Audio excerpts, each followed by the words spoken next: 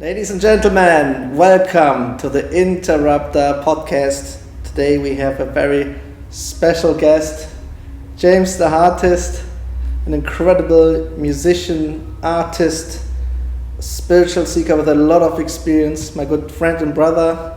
Welcome, James. It's finally happening. Finally. Thank you, my brother. Thank you so much. We are sitting here now. Thanks also Chris Riley for helping us with the setup. And also a lot of thanks to the Bethlehem Christian Fellowship for this beautiful place. Yeah, so for today, I would like to really talk about some different stages in the life of James. And maybe we start, James, with the time just before you left to India. At that point, in what kind of situation were you in mentally, spiritually, and how did you feel back then? So I guess I forget the timeline, so I'm doing my best to go back to then. What brought me in to spirituality and to want to go to a place like India, like why India of all places? I remember being 15, and I remember not really being able to explain to my dad the feelings that I was experiencing from life. And I remember saying to him, I think you can change what you think. And he says, no, you can't. It's part of your genes, what you think. I had this strong feeling, like, no, that's biology. That what I'm feeling is subtler. It's the subtlest, more subtle than biology. That you can change what you think. And I remember being at work, and a colleague was off sick, and there was another guy coming to replace him. And he asked me about yoga, and in my ignorance I laughed. I said, no, I'm not doing those things. I don't want to do poses or anything like that. And he checked me, and he said, do you know what yoga means? And I said, no, I don't actually. And he said, the restraint of the modification of mind stuff is yoga. I was 21 at this time, and I had a memory of being 15, speaking to my dad. You can change what you think. So I turned to him and I said, you can change what you think? People practice this? And he said, yeah, I'll take you to the yoga center. Nice. So the first time going into the Integral Yoga Center and seeing the many different religions, because this was always an inner inquiry in me, which religion is the way to the truth? So you were seeking for what works for you. Yeah, prior to going to India, being a seeker since I arrived on the planet. Yeah. To be honest with you. So then you got into yoga in the following years? Quite immediately after discovering the Integral Yoga Center here in Gibraltar and seeing the many different religions, there was a very big relief in my heart that there was someone out there that believed all religions lead to the same truth. That resonated very deeply in my heart. And then the connection to yoga through India and Hinduism is then what led me to go to India. Right. And so the state of mind was of curiosity and a very sincere seeking for truth. Seeking for I'm following the footsteps of many masters that left a big impression. And also maybe looking for methods, which you can apply to get into higher states, like meditation. Well, on the topic of meditation, even before 15, you know, if you'd like to know, my very first impression of meditation came from Jim Carrey. Oh, right, yeah. It came from Jim Carrey. Yeah. I don't know if you've ever seen Ace Ventura, when nature calls, right? Yeah. So as a child, I was about 8 years old, and I used to watch Ace Ventura, When Nature Calls, every single night. Right? And in that movie, he grieves the loss of a pet. He's got an affinity to animals, and he grieves the loss of his pet. And the way in which he deals with that is he travels to a monastery and he learns how to meditate. So from early on, as 8 years old, there was something in that. There was something in seeing the saffron robes of the monks. Yeah. There was something about him finding his center and accepting the loss of his treasured and cherished pet. And it left an impression from it's amazing, sometimes in life you see something like that and it's in your subconscious for a long time, no? Yeah. And then later on something happens and it gets triggered, no? And you're like, right. That's right. Something clicks, no? That's right. Wow. In fact, that memory came back to me when I was in India. Wow. So the two linked together. And prior to that, I never knew what the interest was. There was just a very sincere earnestness about wanting to see for myself the direct experience of it. Yeah. But yeah, it comes from them. Nice. I think the earliest is from them. Wow. And then when you went to India, can you explain to people? So was it like a retreat? What would you do every day? Did you find a guru? How did this work out? I've always been on a search to find a master. Yeah. So there was many intentions to go to India. Primarily it was to learn. It was to learn how to deepen the practices of meditation. Because in fact, prior to going to India, I spent some time in an ashram in Richmond, Virginia, called Yogaville. Right. Which is connected to the Integral Yoga Center here in Gibraltar. In the US, no? In the US, yeah. So to go to India was just to develop further from then, and also to be following the footsteps of the Guru. Yeah. You know, and to seek a master for myself. Mm-hmm. Yeah. And like a typical day there would look like what? There's so many. I mean, you're someone who would wake up early in the morning and meditate even now, isn't it? Absolutely. So can you explain it so that people can have an idea how that looks like in practice? So in not only in India, in many religions, waking up early to meditate or to be in prayer is a practice. In India, it would be at a particular time, so 4:30 to 5 a.m. is usually wake-up hour. Some retreat centers or ashrams would vary their time, but usually it's 5 a.m. because for Hindus, Brahma Murti is a very special hour. So that's the twilight hour, neither dark nor light. Right. It's that twilight space, and there's a very special auspiciousness naturally in that time. So for those on any path really, but for the yogis, waking up at that time has a special quality to it, because it's neither dark nor light. Like an in-between state. That in-between state is a natural state. Is a Right. natural state to be. It's neither too much of something, neither too little of something. So Nice. already it's ideal to sit and calm, and also the world is quieter at that time. Right. There's less activity going on, planetarily too, because the sun isn't quite up yet. So the forces are still coming to be. The birds are starting to sing, and there's life slowly arising. So it's a supreme time to meditate. So would you meditate in silence, or would you also chant, or chanting later in the day?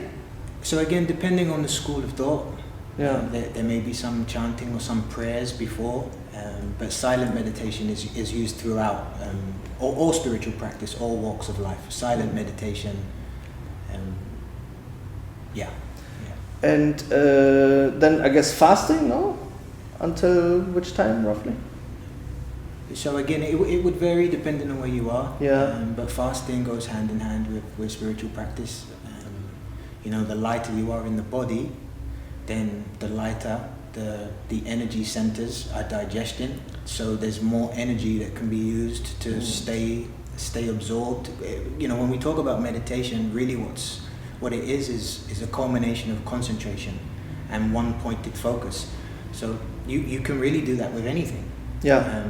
But when we say that, we say, you know, we can meditate even when we're doing the dishes. Yeah. It's absolutely true. It's absolutely true.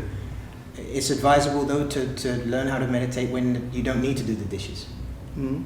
To formalize a practice where you can be with yourself when there isn't anything that you are responsible for to do. Yeah. Because just be. You can just be. Mm-hmm. And then doing the dishes becomes a joy as opposed to a task. And that's right. just one of many examples. But formal meditation practice to sit and be in mindfulness also, no? Yeah. Like the moment, Yeah. no? Because Absolutely. I think in this society we always are thinking, isn't it? Yes. This inner dialogue is always in our way. You know, I have to do this, tomorrow I have to do this. What happened today? This is my to-do list, no? Like there's so many things which occupy our mind that we get so bombarded with this information, the internet, social media, all these things. That I think it's really important to find this inner silence in some way. Social media is a big one. The distractions that. Yeah.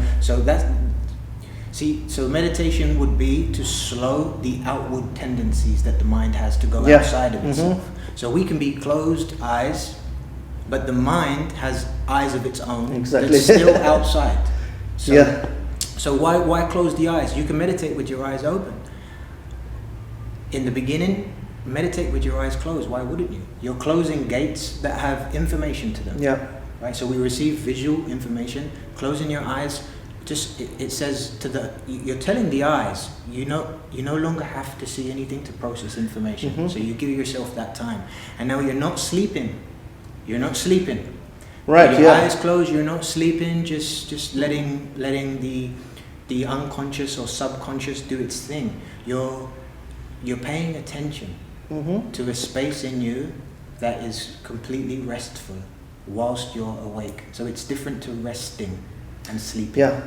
And when you look back at this time, would you think that because of those intense practices, day by day, night by night, that you were kind of, let's say, vibing on a very high level, on a high frequency?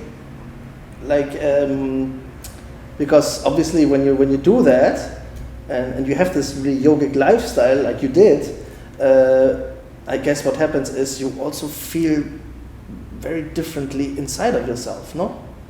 Absolutely. The highest frequency is simplicity. Yeah.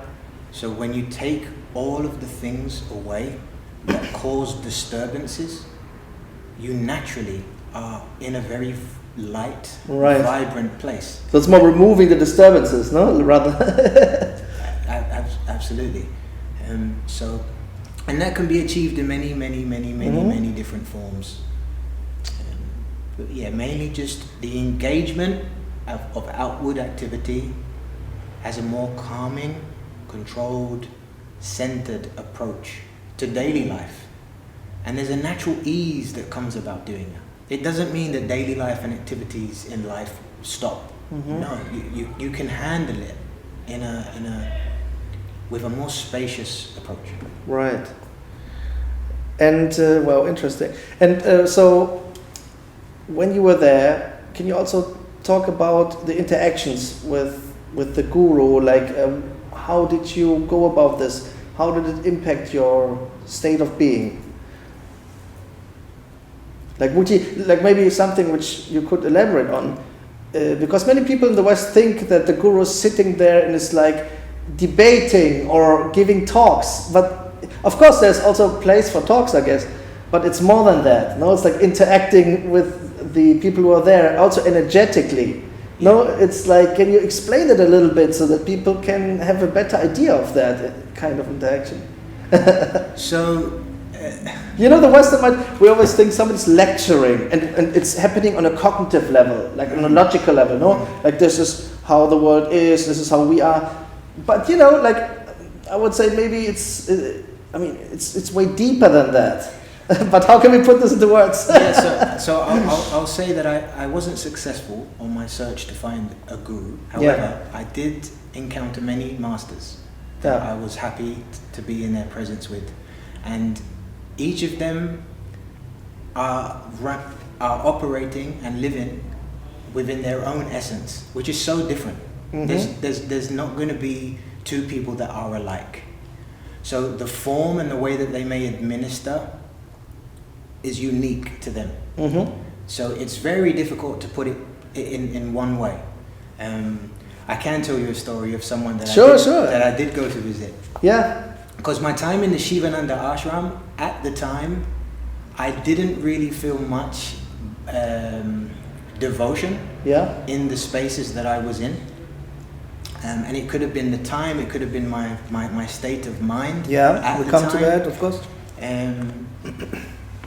But I didn't experience that.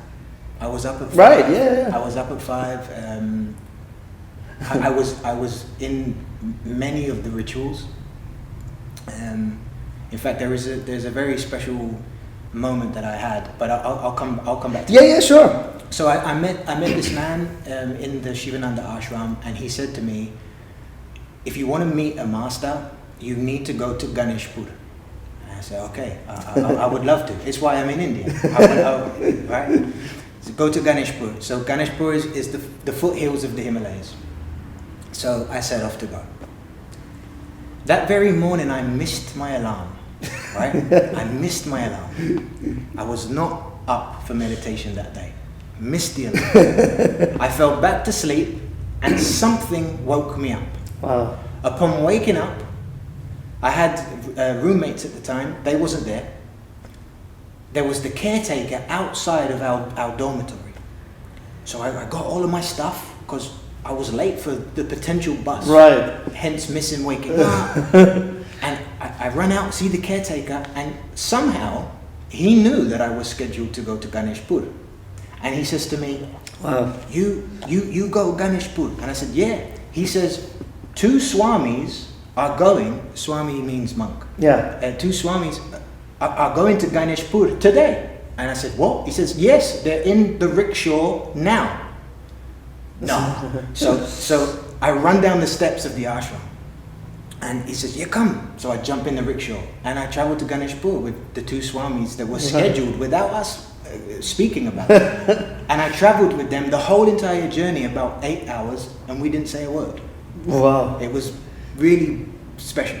It was very, very special. So I arrived there. I had previously contacted Swami Premananda, sorry. I previously contacted him prior to my arrival, just to make sure I could come, stay. It was open to do that. So now going back to when you asked me how are they? Yeah.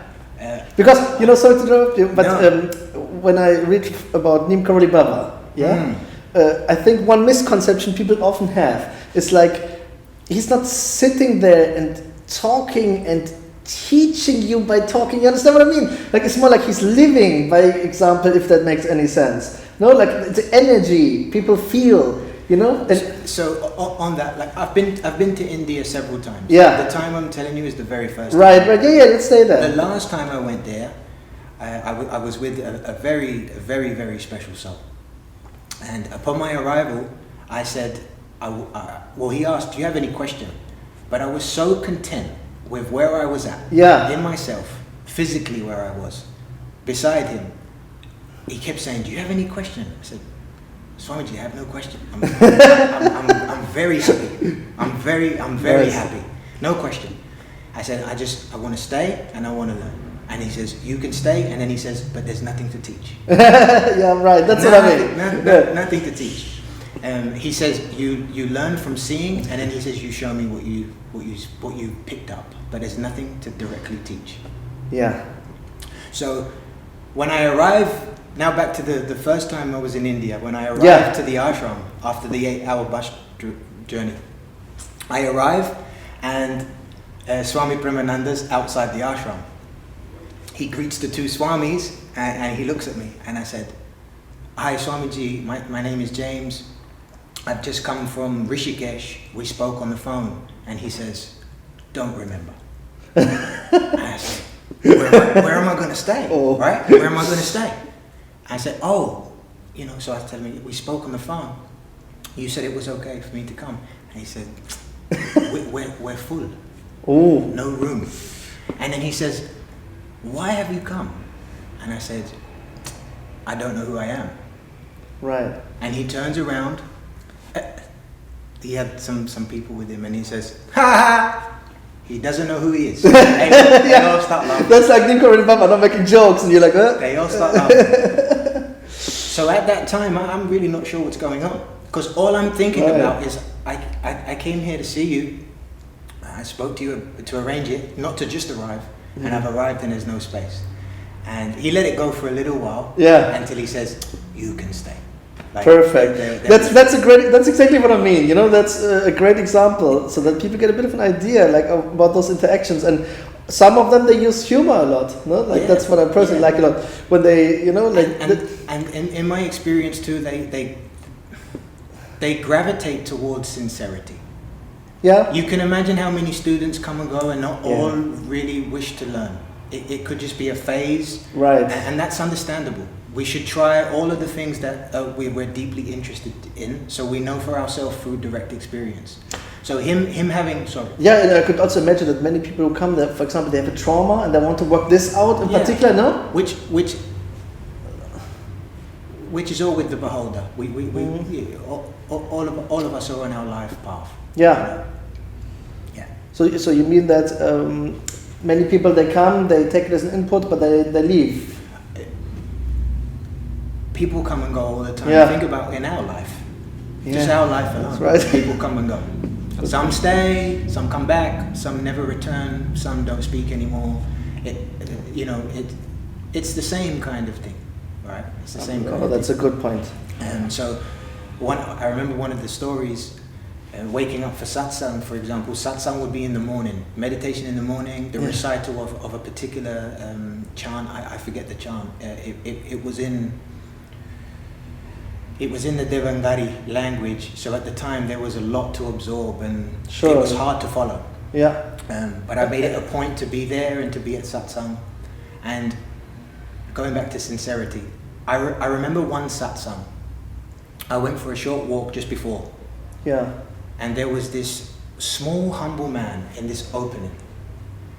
And he had about 6 bags of cement weighing 25 kilos. Right. He must have been about 55 kilos or something.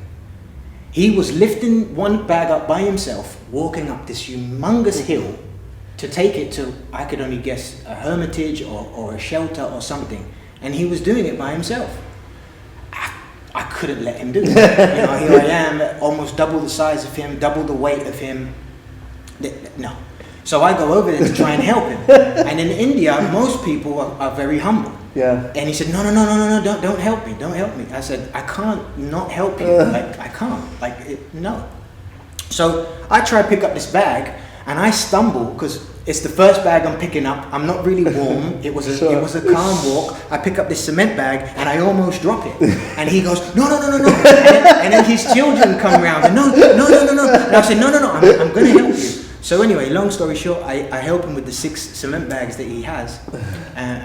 I take him to he was building his home actually. It was half finished, so he had 2 rooms ready, and the other bits he was still putting together. He never let me leave. He never let me leave before I had tea with him. Yeah. And he made me some chapatis. That's all he had to give me. But he had to give me that before I left. Right.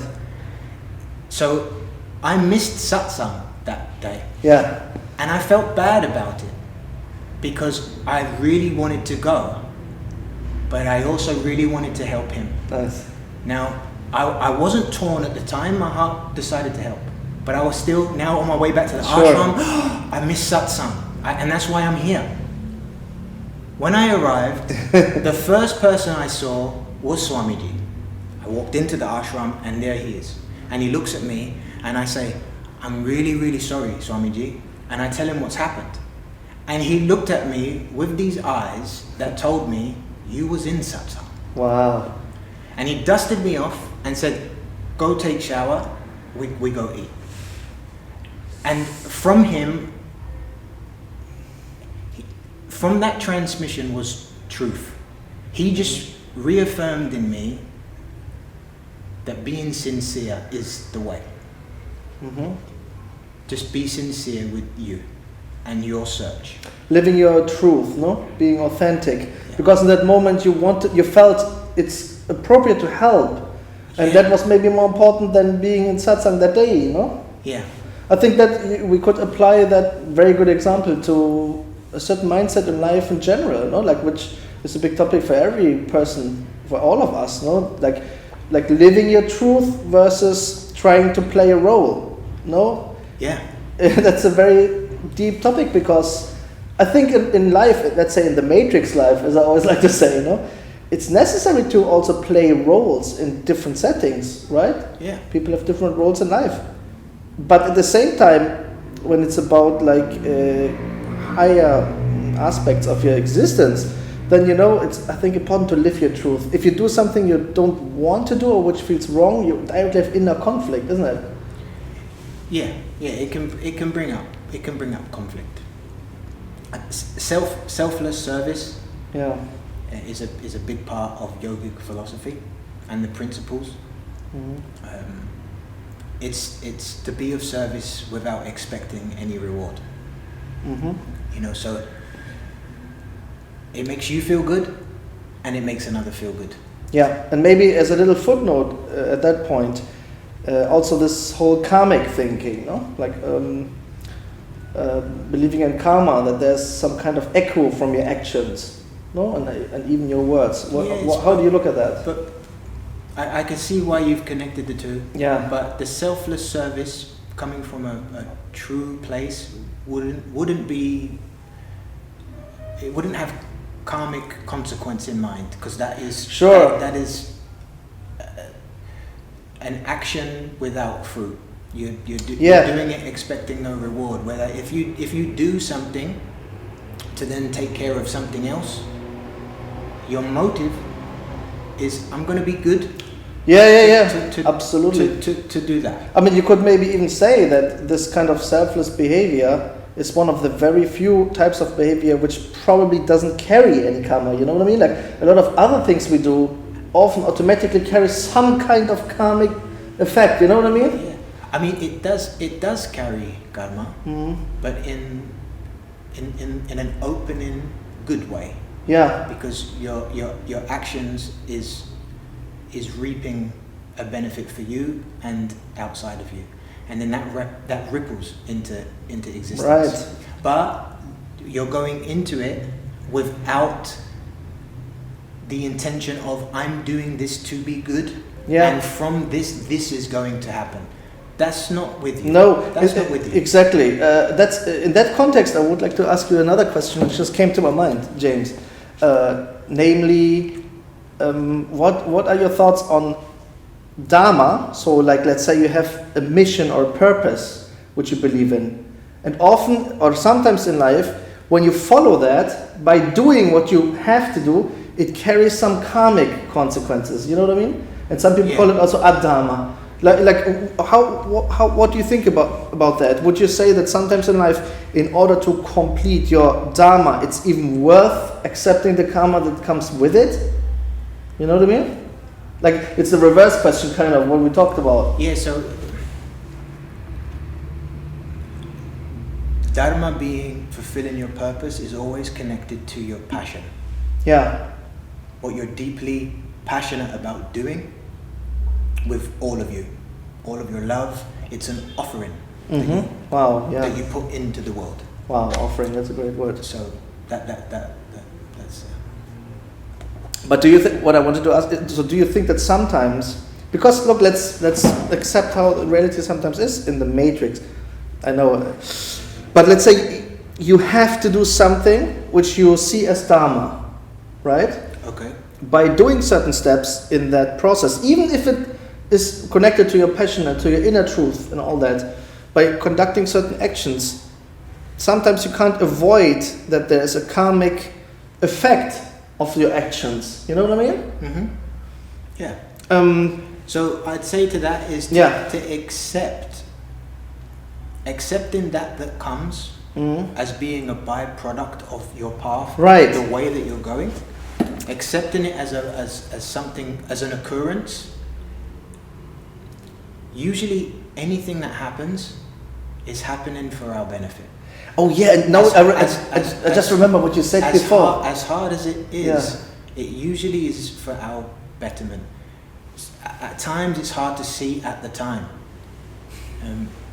but usually it's for our growth. So in yogic principle, accepting pain as a part of purification is a way to stay firm in the path of Dharma, or I'll say the path of your passion.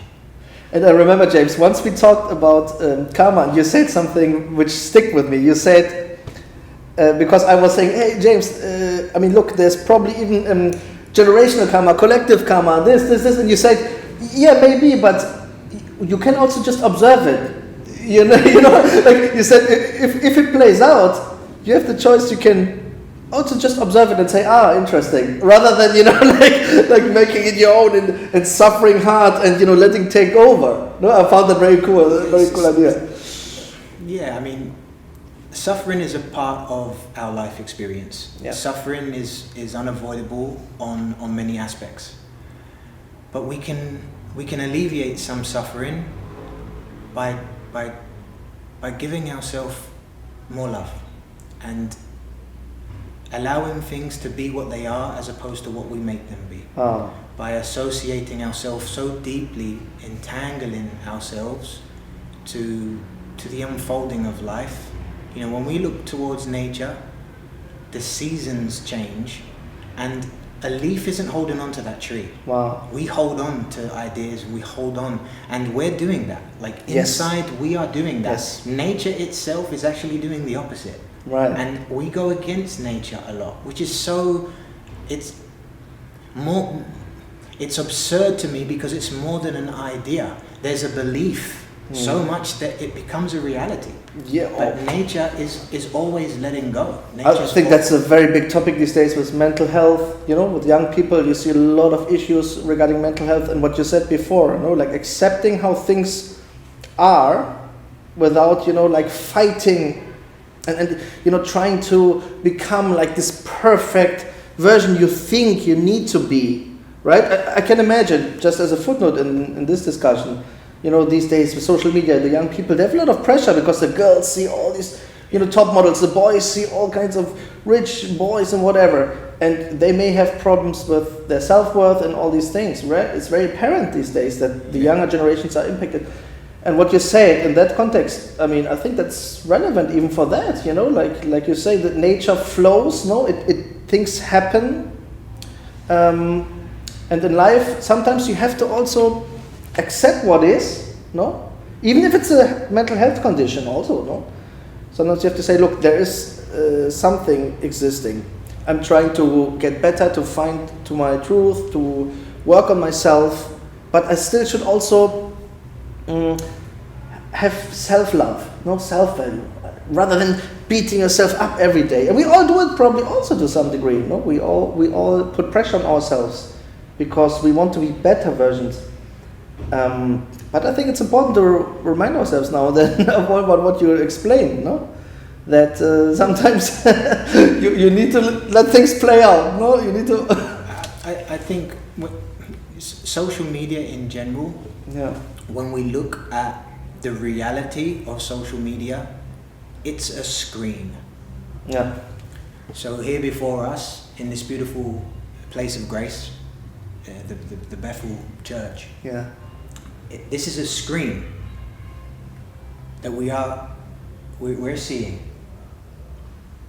Through the mobile is another screen into a made-up reality.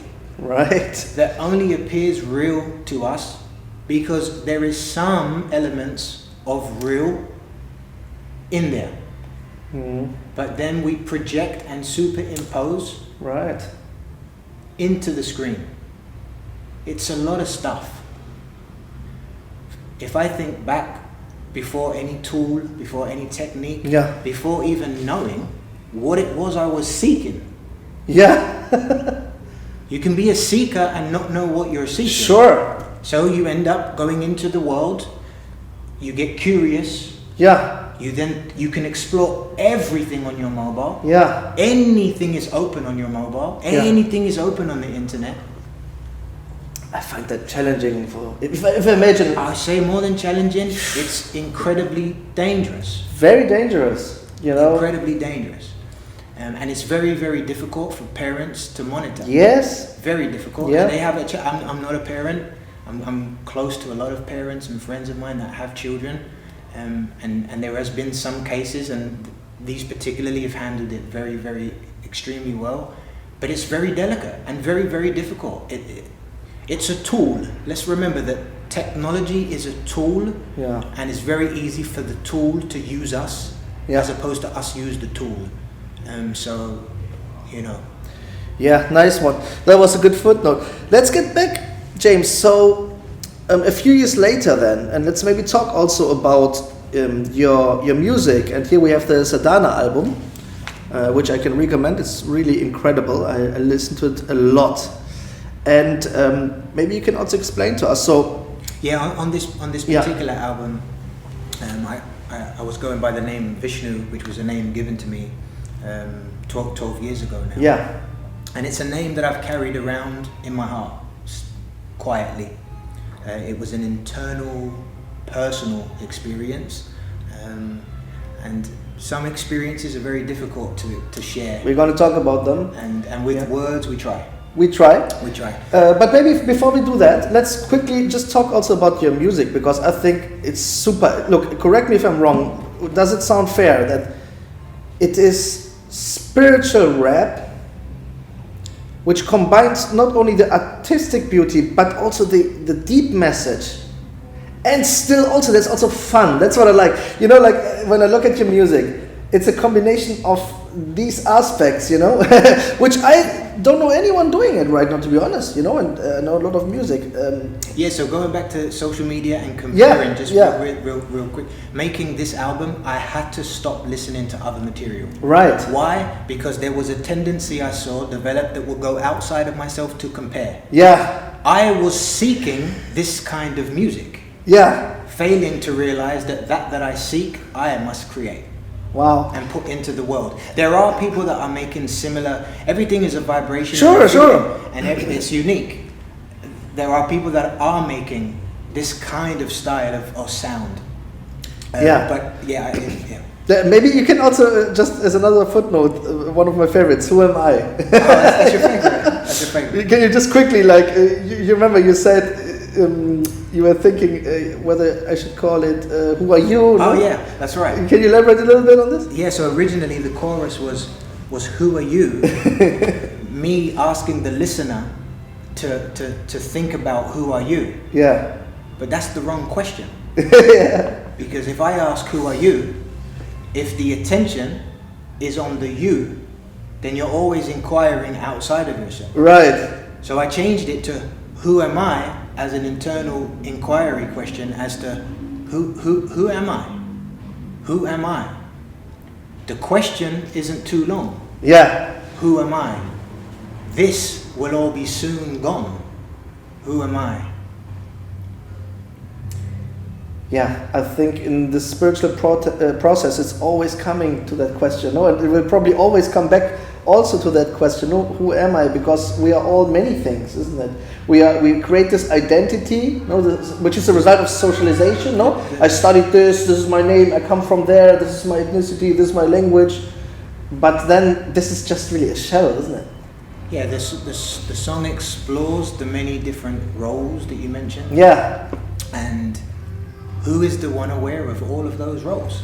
Right. That in itself doesn't play a role. That's our higher self, isn't it?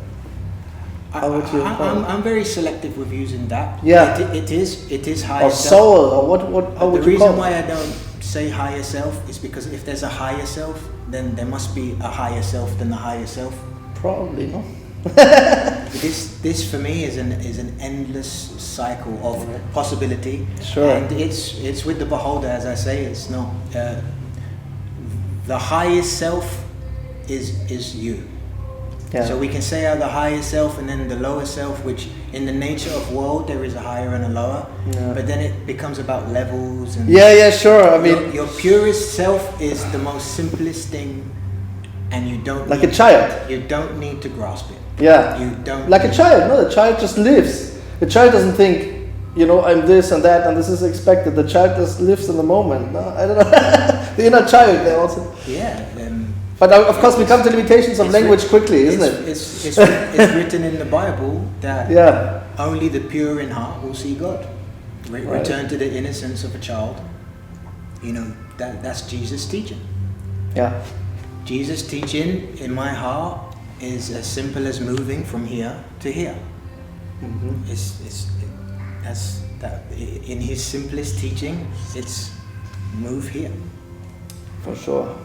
And even to this day, Jesus is like, for me personally, like an enlightened person. We can still learn from him. And as a collective, we still didn't get the message, I guess, with all the wars going on.